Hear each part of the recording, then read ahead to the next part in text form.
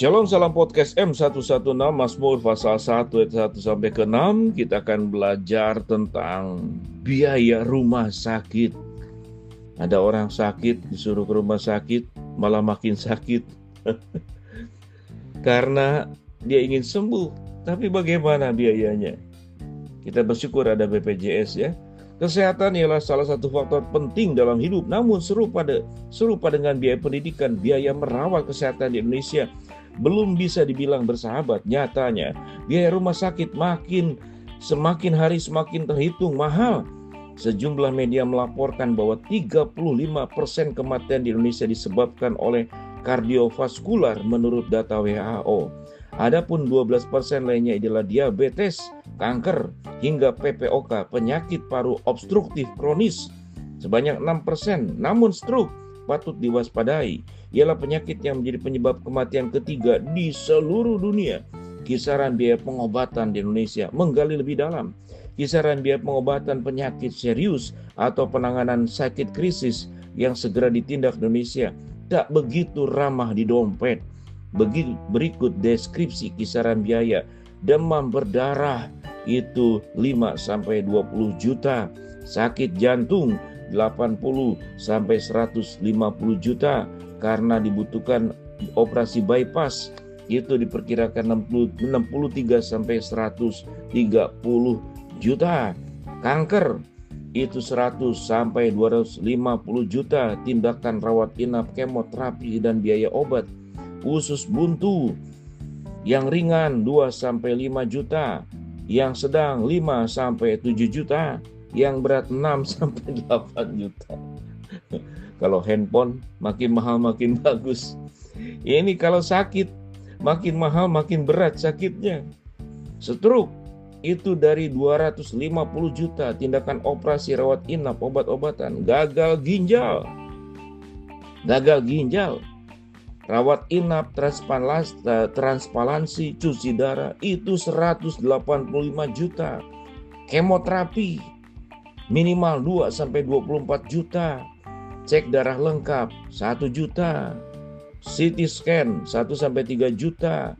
Ronsen 150.000 sampai 500.000. Operasi sesar 11-50 juta. Rawat inap 250.000 sampai 1 juta per malam tergantung kelas. Bedah 3-45 juta. Ambulan kurang lebih 600.000. Perawatan COVID sekitar 7 juta. Catatan, biaya tindak perawatan bisa berbeda-beda tergantung pada kebijakan pihak rumah sakit yang bersangkutan. Biaya berobat ke rumah sakit alami kenaikan. Meninjau realita biaya kritis yang tidak bersahabat. Tak heran jika banyak penderitanya juga yang tak tertolong akibat kesulitan biaya. Apabila melihat fakta bahwa biaya berobat mengalami kenaikan 12,6%, ini berarti biaya berobat di rumah sakit Indonesia mengalami peningkatan hingga 3 kali lipat sejak tahun lalu. Sebagai informasi, angka ini lebih tinggi dari rata-rata kenaikan biaya berobat di negara Asia Tenggara lainnya. Kenaikan mereka adalah hanya 10%. Mengapa biaya rumah sakit mahal? Mahalnya biaya berobat atau penanganan lainnya di rumah sakit disebabkan oleh sejumlah faktor. Salah satunya karena penggunaan alat dan sarana fasilitas kesehatan itu masih termasuk kategori barang mewah. Adapun nilai barang produk mewah di Indonesia berada di bawah naungan peraturan pajak penjualan atas barang mewah. Dan rupanya nilai ini pun jadi lebih tinggi bila dibandingkan dengan jenis pajak yang lain. Bahkan hal ini sampai diamini oleh Menteri Keuangan Sri Mulyani. Menurutnya, banyak orang yang lebih memilih berobat ke negara tetangga lantaran biaya rumah sakit di Malaysia misalnya jauh lebih bersahabat. Di negeri jiran, biaya berobat relatif terjangkau karena pembebasan pajak. Alhasil, biaya pengobatan di sana lebih murah 30-40% dari Singapura tanpa mengurangi kualitas terbaiknya. Rupanya, regulasi pemerintah Malaysia melakukan penyamaran biaya pengobatan. Biaya berobat diratakan dan berlaku tak hanya untuk pasien lokal, tetapi juga untuk berasal dari negara lain.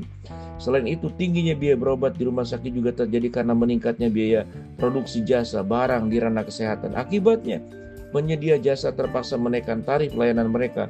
Faktor lain disebabkan oleh jumlah sarana fasilitas kesehatan yang tidak sebanding dengan permintaan, kurangnya kapasitas tampungan. Bagaimana cara mengaturnya? Maksimalkan program kesehatan BPJS, daftarkan dirimu. Milikilah program BPJS. Itu adalah yang utama. Ya, datangi prosedur penggunaan BPJS, yaitu sudah bagian yang utama yang sudah Tuhan kasihkan. Optimalkan produk asuransi kesehatan dan asuransi jiwa swasta. Pilih asuransi yang terbaik. Berikut, rutin menyisihkan anggaran untuk dana kesehatan. Keempat, evaluasi keuangan dan produk perlindungan kesehatan. Selanjutnya, 5, ajukan keringanan biaya kepada pihak rumah sakit. Selalu persiapkan dana darurat. Ada yang bilang, gimana dana darurat? Orang tiap hari darurat. Kalau tiap hari darurat, apa lagi yang bisa disimpan? Tidak ada yang disimpan ya. Mantap, makan tabungan. Biarlah kita saling menghibur, saling menguatkan. Ya, berjuanglah. Pencegahan lebih baik daripada penyembuhan. Berjuang hidup pola sehat ya, makan sehat, pikiran sehat, perasaan sehat, istirahat juga yang baik. Yang rajin jadi orang dipercaya, berkat Tuhan diberikan, kesehatan juga kita dapatkan. Jangan malas olahraga, ya olahraganya mulut terus, lidah terus. Tubuhmu yang olahraga. Kalau mulut lidah itu seperlunya. Ya di mana-mana tawaran makanan, sementara akses untuk olahraga, lapangan tempat luas makin sedikit, apalagi di perkotaan. Berjuanglah untuk sehat, mencegah itu lebih baik. Dan ingat, tubuh kita adalah bait Roh Kudus. Jaga dengan baik sehingga kita bisa punya kehidupan yang sehat, lebih panjang, lebih lama, lebih baik, sehingga biaya untuk pengobatan itu menjadi berkurang. Shalom, salam podcast M116.